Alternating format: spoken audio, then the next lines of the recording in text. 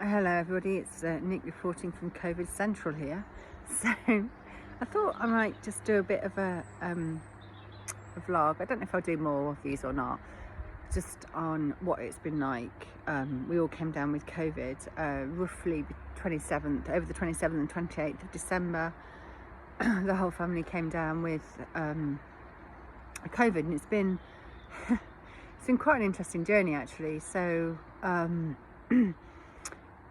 where do I start? So yeah, actually the first person to test positive was my daughter, who was completely asymptomatic, and we were just doing a run-of-the-mill check because we were off to see family. So we do a lateral flow test before we go out to see people, just to check. And we were really bowled over actually that she came up positive, because there was absolutely no indication whatsoever.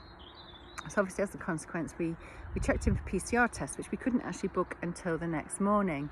And as that day went on, it actually became obvious with my husband and one of my sons that they were starting to exhibit symptoms.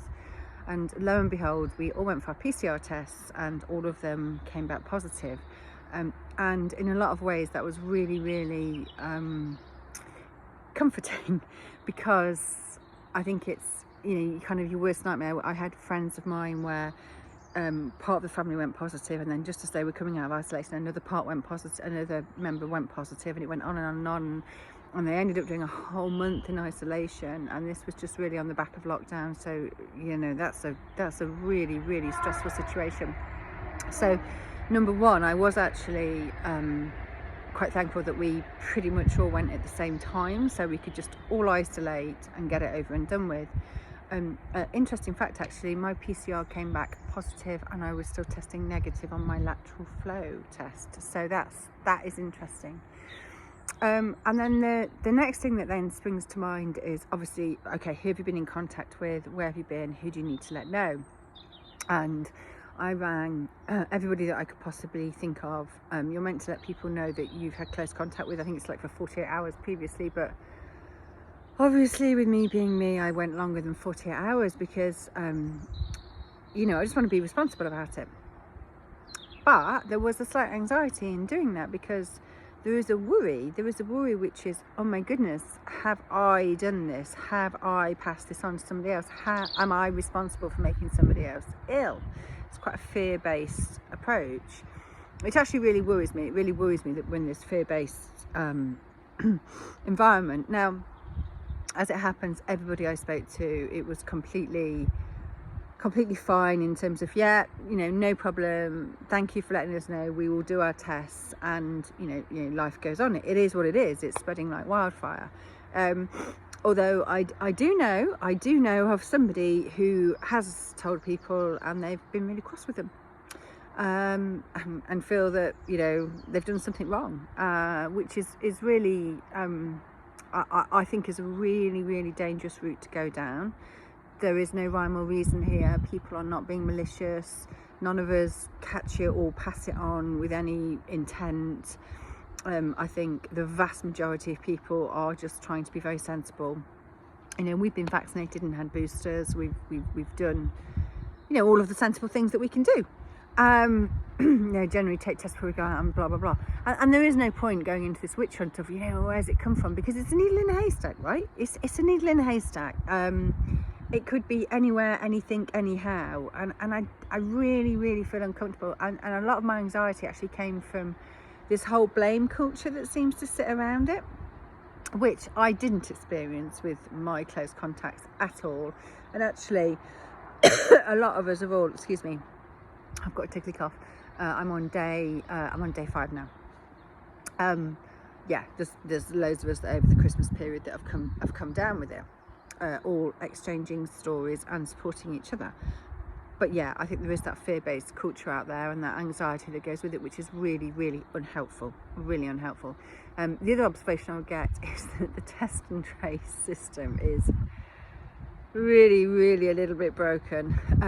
And I'm sure everybody's trying to do their best, but honestly, calling people several times a day who are feeling ill to do, I think it's a 25-minute call per person. So bearing in mind there's 5 people in my house, it's quite a big deal. So we took a very pragmatic approach, which is, we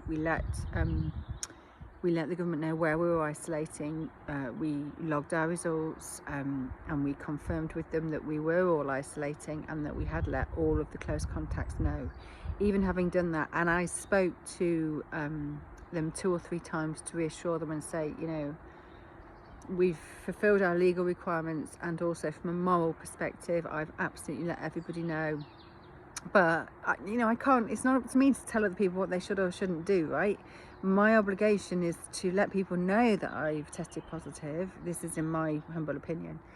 But I think that's quite stressful. I mean, I had one phone call with them where I was just, I was in bed. I had one day actually where I didn't feel very well, and I was just like, I'm really not up to this. It just doesn't hang together. So I think, I think there's something not really working with the test and trace, and also it is a needle in a haystack. It is a needle in a haystack, and I do wonder whether it's, in my personal opinion, I do wonder it's a good use of our resources. What else would I say from it? So what I would say is that everybody had different degrees of feeling poorly. So I would say that I felt really rough for one day, very flu-like symptoms, really achy body, and I would say the other big thing is that I've been more tired than I would normally be. But honestly, apart from that, I've probably been less ill than when I've had flu or tonsillitis. Whether that's because that was always the case or because I'm vaccinated and boosted, who knows? I'm just going to take that and be grateful for it. My husband's been a little bit worse than me, but probably a couple of rough days. The kids, 2 of my kids, if you didn't have to isolate because it was COVID, they would have even had a day off school. They weren't even ill enough to have a day off school. That's kind of where they are with it. And my middle son was quite poorly, but for like half a day. And then he went to sleep, slept it off, and got up and tickety-boo. So, and what has it meant isolating as a family? Actually, it's been pretty okay. It's actually gone quite quickly. So I think I've kept some kind of routine to the day, in that, I make sure that at least we all bathe. We have been very relaxed about, people kind of eat when they want. I'm sat out in my garden now, so it's, we're really blessed. We've got lots of outside space in my garden, so at least I can come out and get some fresh air. And, I think looking at the science, there is definitely something in the fact that having that booster and those vaccines has meant that I think I've had milder symptoms, and certainly my daughter, who was a day ahead, is on day 6. And the rules are day 6 and 7, if you take a lateral flow test and you're negative on both those days, you can come out of self-isolation, albeit with, being careful who you interact with and all the rest of it. Hers and my husband were day 6 today, and they both tested negative. So if they both test negative again tomorrow, then they will be able to start out and about. I actually don't know what I'm going to do about school, actually. I don't know whether the 7 or 10 days thing applies, so I'm just going to email the schools and say, do you want them back or not? But I think, what I would say is that we've had lots and lots and lots of offers of support, which has been hugely appreciated. I would say that people have been incredibly understanding when you've let them know, from my personal opinion. But there is anxiety associated with it. So for the first, the first 2 nights, I had this dream that I'd gone out 2 nights. I was in 2 separate places. I think one I was at a kids' party, and I can't remember where I was on the other dream. But all of a sudden, I woke up in a cold sweat in the morning thinking, oh my God, I've gone out and I should be self-isolating, and I've given this to all of these people, and I'm going to kill them all, and I feel terrible.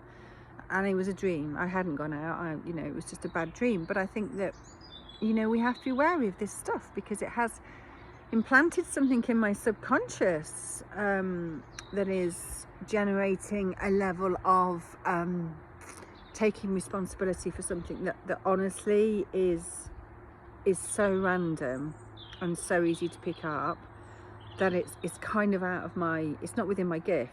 You know, I wash hands, I wear masks, I do tests before I go into places, you know, I take the boosters and the you know, we do all of the things, that are within the realms of possibility.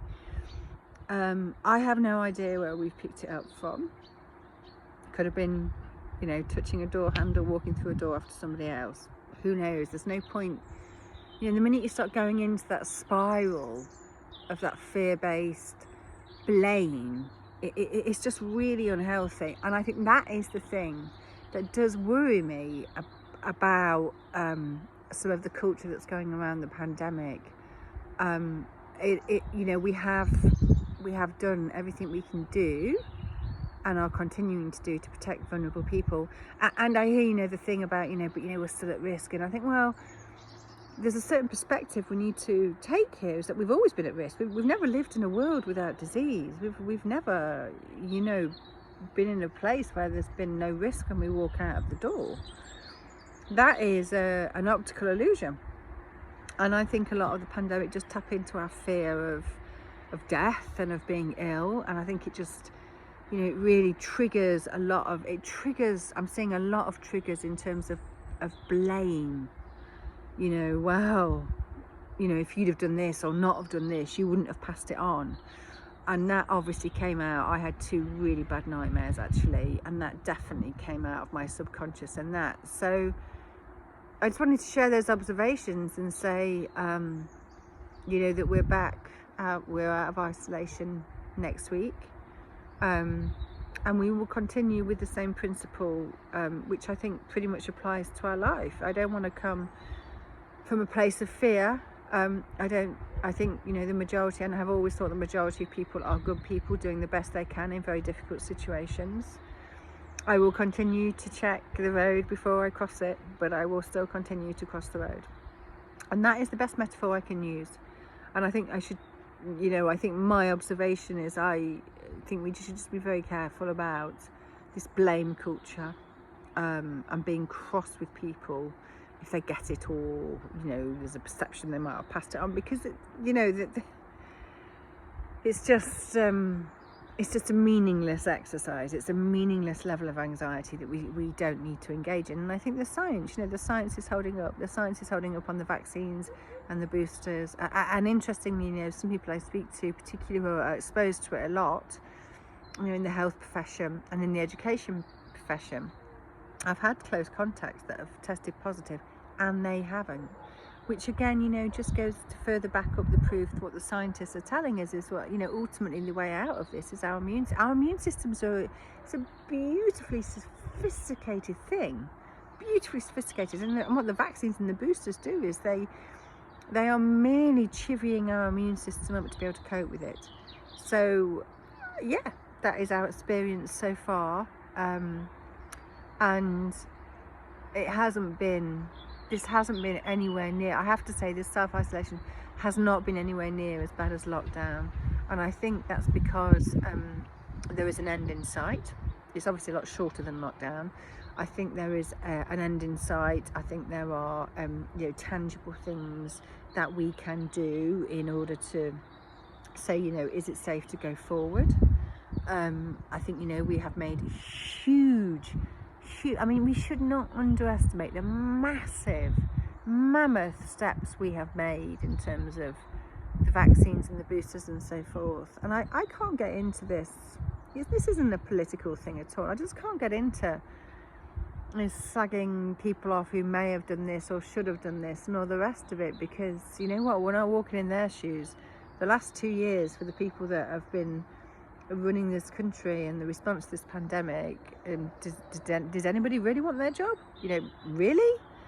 No, it's, you know, it's been really hardcore. And yeah, so hats off to them, So I hope sharing these observations as ever is of help to somebody, and I'll share some more as and when I'm feeling yeah, a little bit more on top of the world.